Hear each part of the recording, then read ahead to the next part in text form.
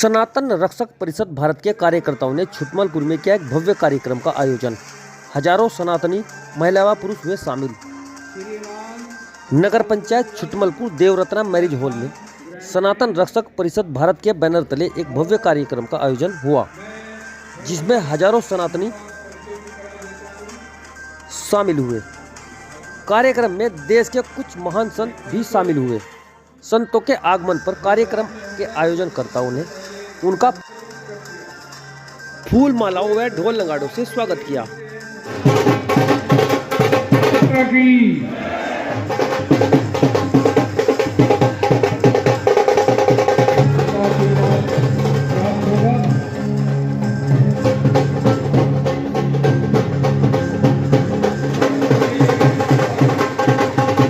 Ashok berry जी उपस्थित।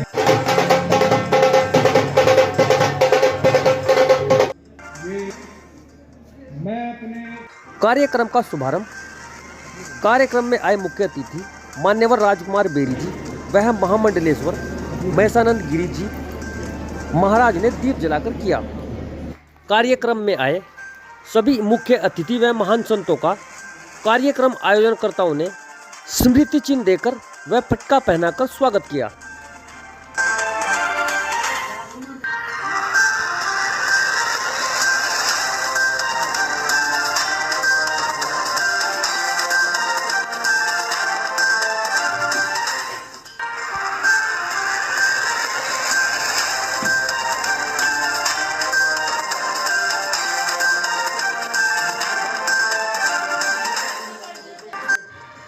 कार्यक्रम में सभी सनातनियों व मुख्य अतिथियों का स्वागत सरस्वती शिशु मंदिर नानका की छात्राओं ने एक सुंदर प्रस्तुति के साथ किया।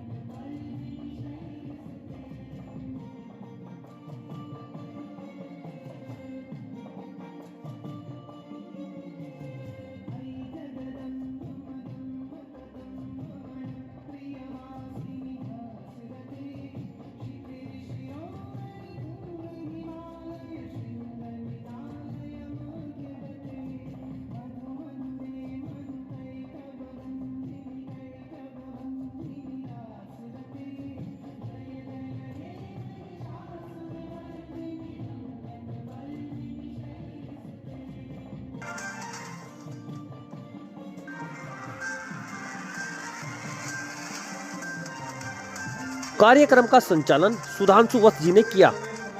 कार्यक्रम में आए सभी गणमान्य लोगों व संतों ने कार्यक्रम में आए सनातनियों को उपदेश दिए।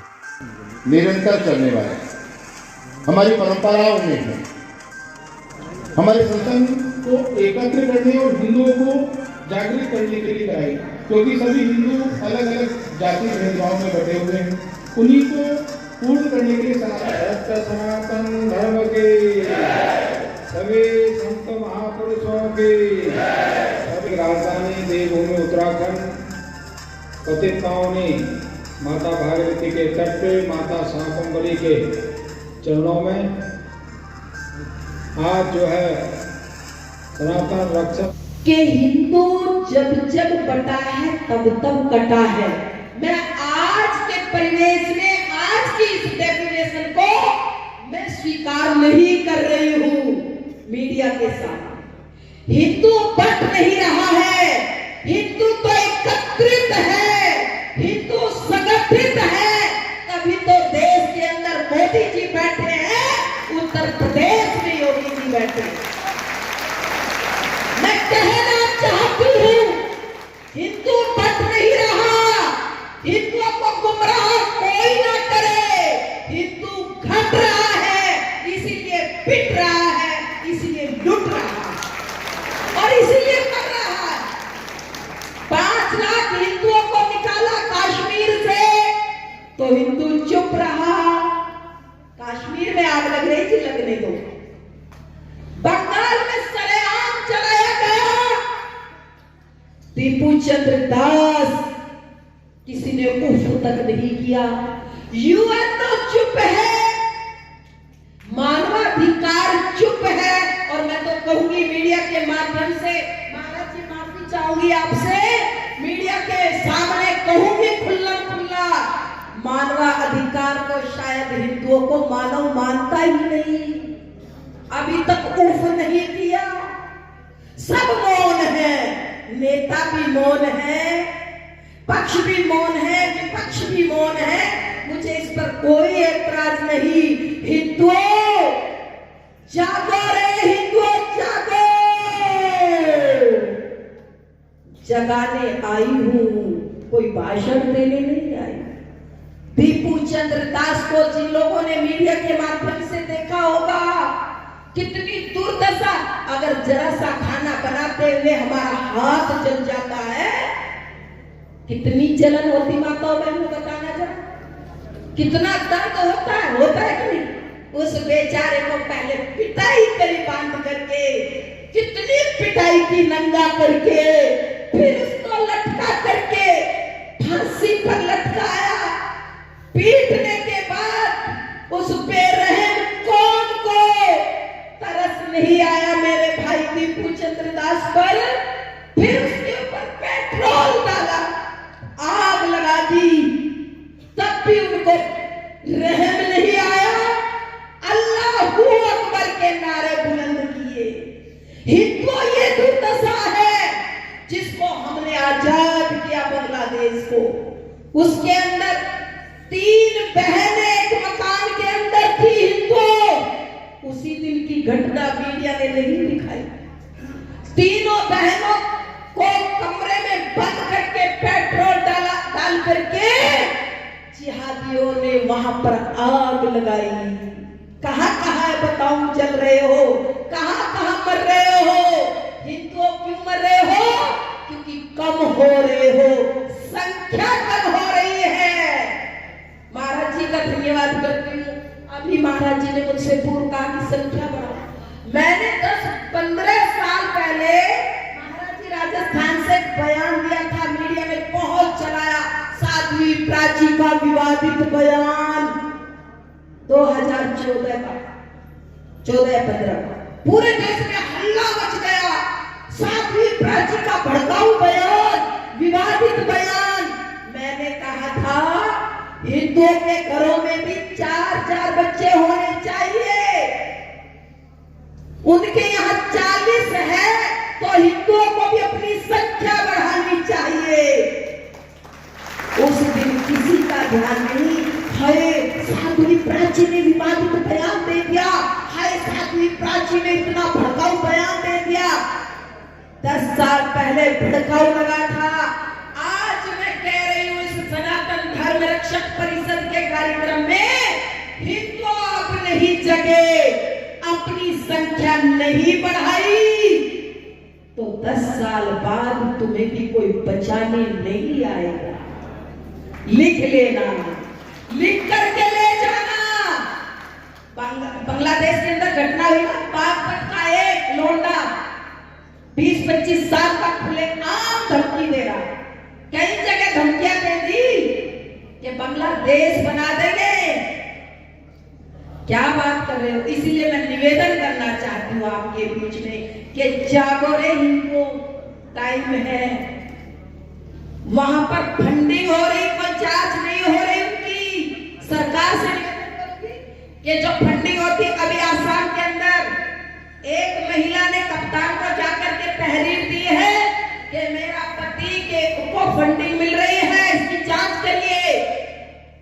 किस लिए फंडिंग मिल रही है? कि वो लड़कियों को फंसाता है, दो लड़कियां फंसा चुका है। ऑलरेडी मैं उसकी बीवी हूं, दो बेटियों को लड़कियों को फंसाने का 20 लाख रुपया मिल चुका है। आसाम के अंदर बाकायदा तहरीर, कोई कुछ नहीं हो रहा। और बंगाल के अंदर देख ही रहे हो, पश्चिम बंगाल में क्या दुर्दशा हो रही है। इसीलिए मैं तो आपको जगाने आई हूं हिंदुओं, ज्यादा नहीं कहूंगी, केवल और केवल आप अपनी संख्या बढ़ाओ, यही जरूरी है। आज के युग में बढ़ा रहे, बिजनेस बढ़ा रहे, मकान बहुत बड़ा बना रहे, हेली बना दी बहुत बड़ी, दुकान बनाई बहुत बड़ी, लेकिन वो कहता मियां जान चिंता ना करो, ये कोठिया ये हमारी तो होगी, ये बंगला सामने वाला ये हमारा तो होगा, ये इनका बिजनेस। तो आपस में बात करते, बोले कैसे? अरे इनके यहाँ तो एक छोरा है, वो बाहर पढ़ने का, बूढ़े बूढ़ी है, कब्जा करने में कोई दिक्कत नहीं होगी। हंसने की बात नहीं, सचेत हो जाओ हिंदू, सावधान हो जाओ, इसलिए ये जरूरी है। और मैं निवेदन करती हूँ सरकार से हाथ जोड़ करके, जैसे पहलगांव की घटना कत्लेआम होता धर्म पूछ करके, तो मोदी जी आपने देश का दिल जीत लिया था, ऑपरेशन सिंदूर कराया मेरी बहनों से, बहुत अच्छा काम किया। लेकिन मैं निवेदन करना चाहती हूँ इस पवित्र मन से कि जरा जिसको हमने आजाद कराया वो हमारे हिंदू भाइयों को जला जला करके मारे, बहनों के साथ दुराचार में विचार हो रहा है। मोदी जी हाथ जोड़ करके प्रार्थना कर रही हूँ, एक टीपू चंद्र दास ऑपरेशन बंगाल के अंदर बांग्लादेश में कर दो, तो जरा हमारा भी सुकून से हो जाए। हिंदुओं की कोई कहने वाला नहीं। और ये तो मानो कि भाजपा की सरकार है, मोदी जी बैठे हैं, तो आप सुरक्षित हो हिंदुओं। अगर ना होते, वो इटली वाली मैडम होती, तो कत्लेआम मच जाता पूरे देश के अंदर। इसलिए संख्या बढ़ाओ। मैं कुछ ज्यादा आपके बीच में कहने नहीं आई हूँ, और ये काम माताएं बहनें बहुत अच्छा कर सकती। माँ, इस देश को राम चाहिए, दो काम। हमने क्या कर दिया, 40-40 साल के बच्चों की शादी करने लगे। फिर वे कहते हैं पहले 2 पे आश्रित थे, अब हम बीच में 1 पर आ गए। अब कहने लगे 40 साल की उम्र में जब शादी होती है, बोले जी बच्चा ना बच्ची, नींद आई अच्छी। अब ये डायलॉग अपना लिया लोगों ने, लेकिन ये हंसने की नहीं, ये मुझे बहुत डराता है। मैं बहुत डरी हुई हूं। अरे तुम्हारे घरों में बच्चे नहीं होंगे, भविष्य क्या होगा इनको सोचो। इसके लिए सोचना पड़ेगा। 20-22 साल के बच्चे की शादी करिए, कैरियर बनता रहेगा शादी के बाद। 2-4 बच्चे होंगे घर में। हमारे सब संबंध चाचा जी होते थे, चाची जी होती थी, ताऊ जी, ताई जी, अब कहां है? अब तो खोजने पड़ते, पड़ोसी को किसी को ताऊ बनाना पड़ता, फिर ढूंढना पड़ता कोई अंकल चाचा। अपने परिवार को बसाओ और उनकी शादी करो और संस्कार दो माताओं, क्योंकि आप 50-50 हो। हिंदुत्व की सनातन की बात हो रही, लेकिन जो जड़ है संस्कारहीनता समाज को बर्बाद कर देती। ये रील के चक्कर में मत पड़ो बेटियों, आपको कह रही हूं, रील के चक्कर में मत पड़िए, रियल लाइफ के चक्कर में पड़िए। रियल लाइफ जीना सीखिए तो जीवन का उद्धार हो। अपने जीवन की आदर्श बेटियों को महारानी लक्ष्मीबाई बनानी चाहिए। ये फिल्मी जो नचनिया है ना, इनको आदर्श मत बनाओ, उनकी वजह से रील बनाती जा रही। बस मैं इतने कहूंगी कि धर्म बचाना चाहते हो तो कट्टर बनना होगा, धर्म बचाना चाहते हो तो कट्टर बनना होगा, वरना कुछ दिन में घर घर चिट्ठी बांटी जाएगी, करो कबूल इस्लाम, करो कबूल इस्लाम, नहीं तो गर्दन काटी जाएगी। ये सोचने पर मजबूर करें। एक मौलाना ने 1 मिनट की बात, भैया माफी चाहूंगी सुधांशु जी, 1 मिनट लूंगी आप। अभी आज सुबह मैं यहाँ आई तो जैसे मेरी एंट्री हुई तो एक मौलाना ने घोषणा की है, मैं नाम नहीं लूंगी क्योंकि मेरा पवित्र मंच है, संतों का मंच। उसने कहा कि हमारे लिए अपना धर्म बड़ा है, देश बड़ा नहीं। सुनो मौलाना, कान खोल करके, हमको ना मोहम्मद से नफरत, ईसा से कोई बैर नहीं। अरे 10 के 10 गुरु हैं पूजनीय, अपने भी कोई गैर ना इससे ऐतराज, इससे ना कोई गम होगा, पर गद्दारों के साथ यहाँ जो कुछ भी होगा कम होगा। वो गद्दारी चाहे कोई हिंदू करे या मुसलमान, जिसको इस देश से प्यार नहीं तो फिर उसको इस देश में रहने का कोई अधिकार नहीं। बोलिए